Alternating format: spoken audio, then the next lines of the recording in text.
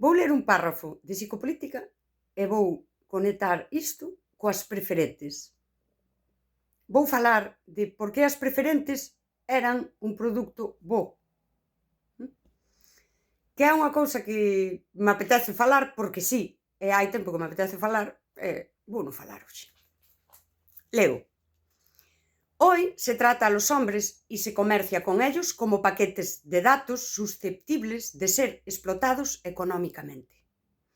Ellos mismos devienen mercancía.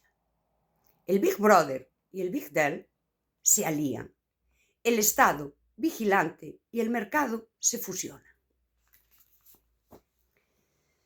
As preferentes era un produto de alta calidade. Era un produto bo. Ou non. E hai fronteiras éticas e dilemas que a min me encantan. Como produto financiero, poderíamos dicir que era un produto bo. Era un produto de alto risco que daba uns altos beneficios e, ademais, en tempos de bonanza económica a nivel mundial, durante anos dou uns altos beneficios. Logo, se eu fose a túa asesora, naquel momento, e ti foses o perfil de cliente que ten un diñeiro que está disposto e, ademais, quere, interésalle, arriscalo para poder pillar uns altos beneficios, sabendo que hai un risco de que haxa unha perda, este tipo de cliente existe. Existen persoas no mundo que teñen unha parte do seu diñeiro que lles gusta arriscalo.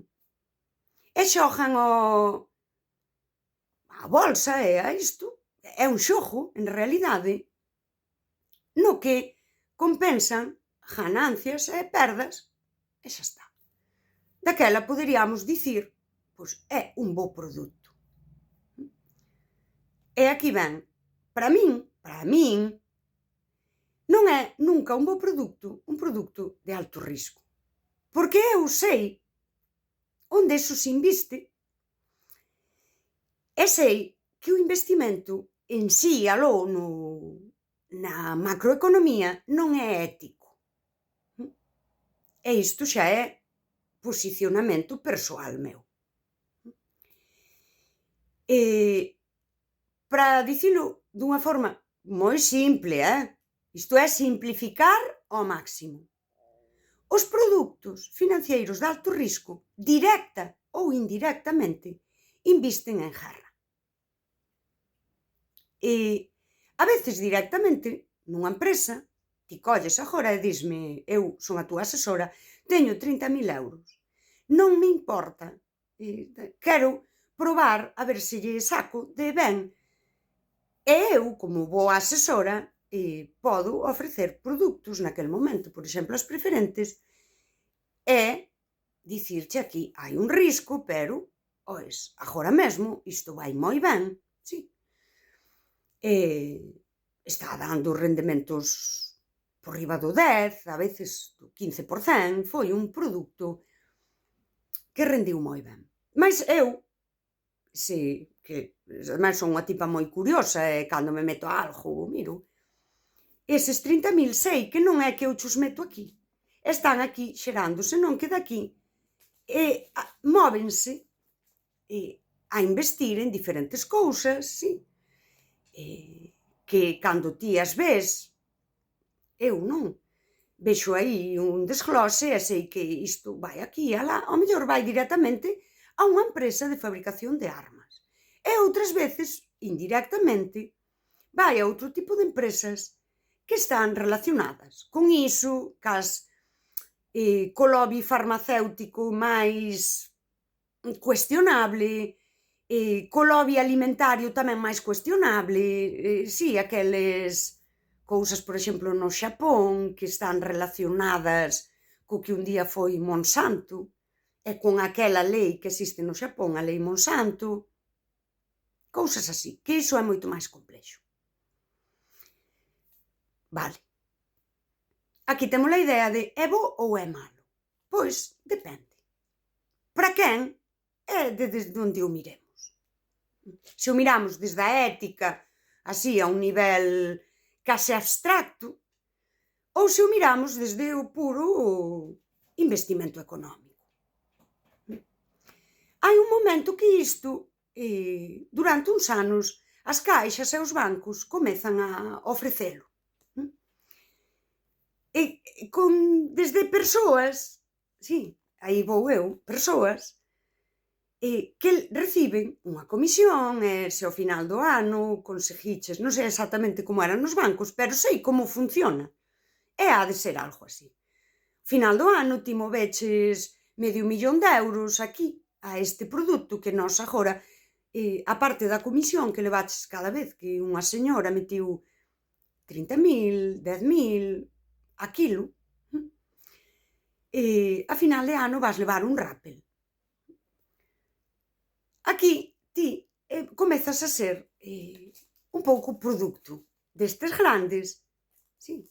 Temos a estas persoas que se adican a isto e vannos reportar beneficios. E aquí ti estás no medio usando unhas bases de datos, non unha big data, pero sí datos, cada vez que ti vas ali pagar un imposto ou que sexa, eles saben o diñeiro que ti tes e onde. E saben que esta señora ten 10.000, 20.000, 50.000 euros aquí, a prazo fixo, que dirían as vellas, e voulle recomendar que o meta aquí. Aquí, a parte, xogouse cunha cousa que se usa, pero cando ti lle dis a un cliente, mira, este produto leva nos últimos 5 anos, mira, tal ano, tanto, tal ano, quanto de beneficio. Tamén tes que ter presente, e así o debes facer e comunicar ao teu cliente unha máxima en investimentos que é: resultados pasados non garantizan resultados futuros.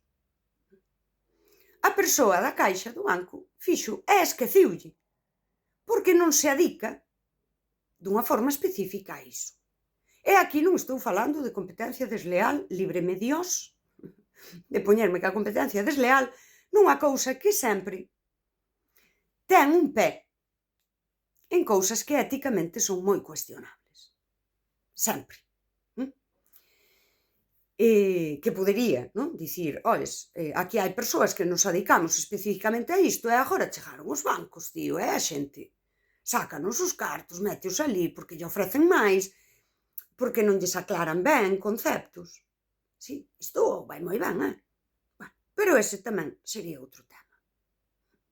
E aquí xa temos o gran poder económico, produtos que podemos ser nós. E aquí estamos sempre nós ca nosa responsabilidade ética cuestionándonos que lugar ocupamos no mundo, que lugar ocupamos dentro desto que agora é o meu traballo, que é moi cookie, é todo o que ti queiras, e como as nosas accións repercuten nas outras persoas. Eu creo que aquí é que se explica tan ben,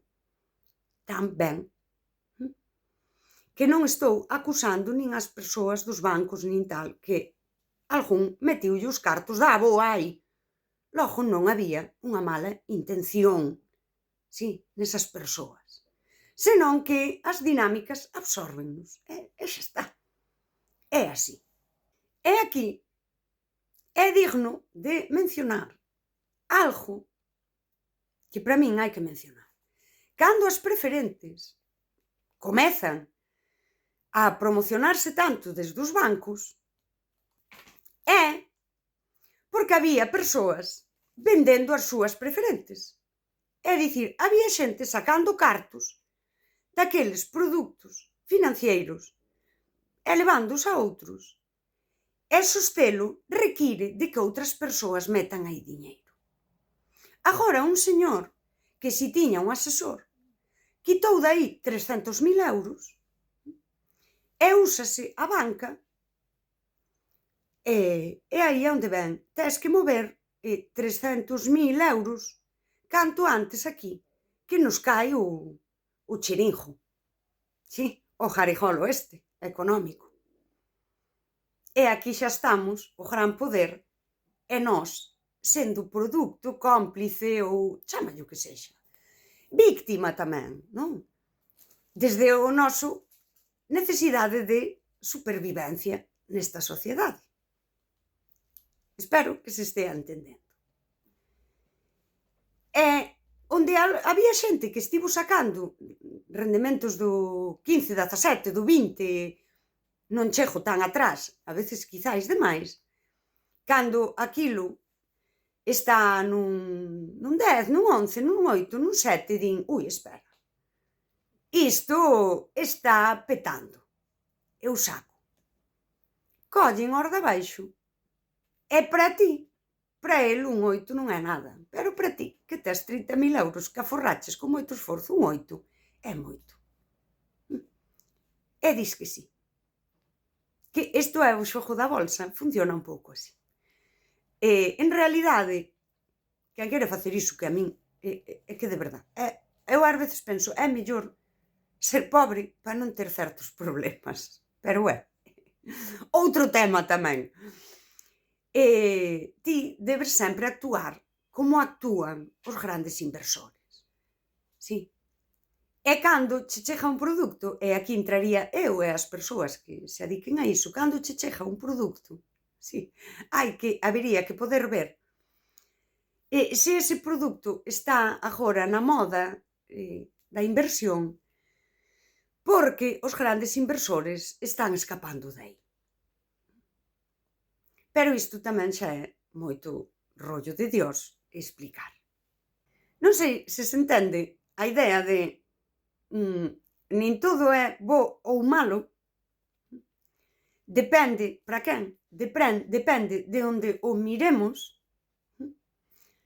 A idea o das preferentes eu creo que explica unha dinámica do poder económico superinteresante, que evidentemente eu faleino en certos lugares no momento, non?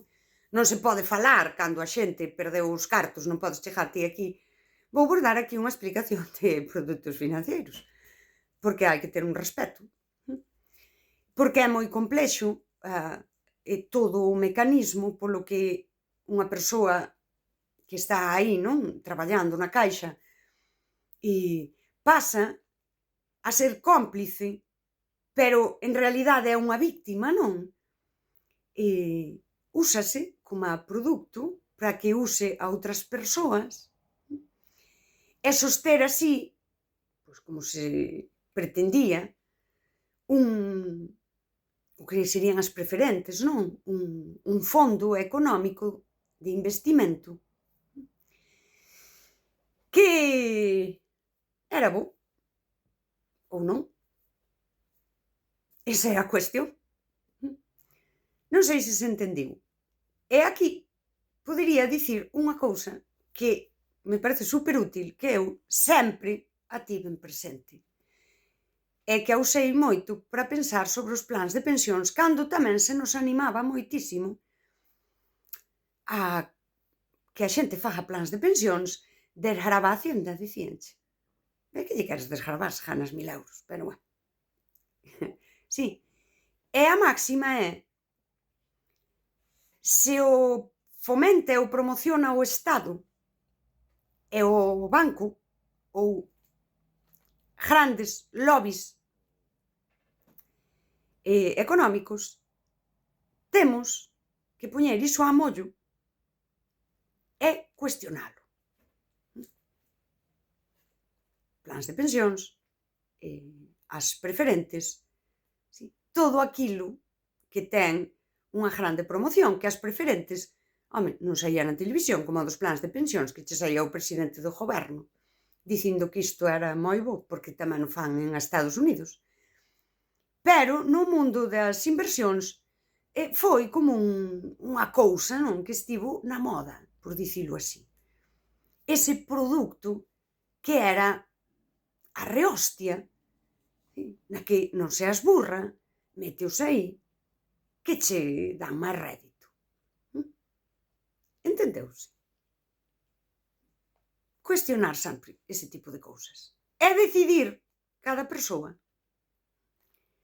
como se coloca e cuestionar o noso lugar. Cando eu estou aí e hai cousas que me reportan beneficios persoais a min, e eu vou asesorar a alguén, non me quedar en isto é o que a min máis me comisiona, senón dar un asesoramento real de isto leva 5 anos dando este rendemento, é un produto de alto risco. E despois, pois, claro, a túa labor de asesora pasaría sempre por estar revisando os mercados e volver aos teus clientes e dicirlles isto parece que comezou a ter perdas e igual debías mover os cartos a outro fondo de inversión, que é o que fixeron os ricos. E despois foron polos pobres para soster o chirinjo das preferentes. É aí. Por iso, a min me parece un mundo pouco ético. Opinión persoal miña. Cuestionar o lugar que nós ocupamos ou como o facemos, si, non permite esa supervivencia máis notoria, máis exitosa, pero permíteche vivir ti tranquila, non? Dicir, bueno, eu non lle anduve metendo merda á xente. E aquí, unha das cousas nas que a min se me ataca cando falo estas cousas é a de, como ti non sabes ou a ti non che foi ben, fas esa crítica. E ti, eu, en moitas ocasións, cuestioneime se eu era realmente boa, non? Mais eu creo que eu era o que se debe ser. Cando ti, no mundo do produto financeiro, volves ao teu cliente para dicirlle deberías facer isto porque corres risco, ti non tes comisión por facer iso. Adicas tempo e traballo, pero a ti non se che paga directamente ese traballo, porque o sistema quere máis que ti produzas. E o que ten compensación é a produción, a venda. E daquela, ti, claro, falo ben, como ti crees que se debe facer, e o sistema penalízate. Penalízate porque ti agora adicaches tempo, por exemplo, a asesorar persoas para que aquelo que ti fixeches, aquel traballo, que un día che reportou beneficios, non prexudique hoxe a ninguén. E ese tempo déixate sen posibilidade de facer novas vendas e conseguir novos investimentos que sí, que ao final do mes che van na nómina. Logo, o sistema estate penalizando, de algunha maneira, o traballo ben feito. O traballo ben feito non sempre é productivo. E aí, pois, volves a estar ti, random de pacotilla, co teu dilema ético, onde dis, pois, eu, daquela, efectivamente, podemos dicir, eu non sirvo para isto. Pero é moito máis complexo, case sirvo ou non sirvo para isto. Entre outras cousas, pas que non servirei. Digo que non. Bueno, eu espero que se entendese. Tiña eu gana de falar das preferentes. Por qué? Porque me dá a gana. Sirve vos de algo? Se vos sirve moi ben, e se non, pois, scroll. Non que sei. Xa me entendedes. Eu xa sei que quen me escoita, si si que ten interese nestas cousas que, como di o meu amigo Paulo, sempre falas das cousas que non lle interesan a case ninguén. Pero alguén terás que falar.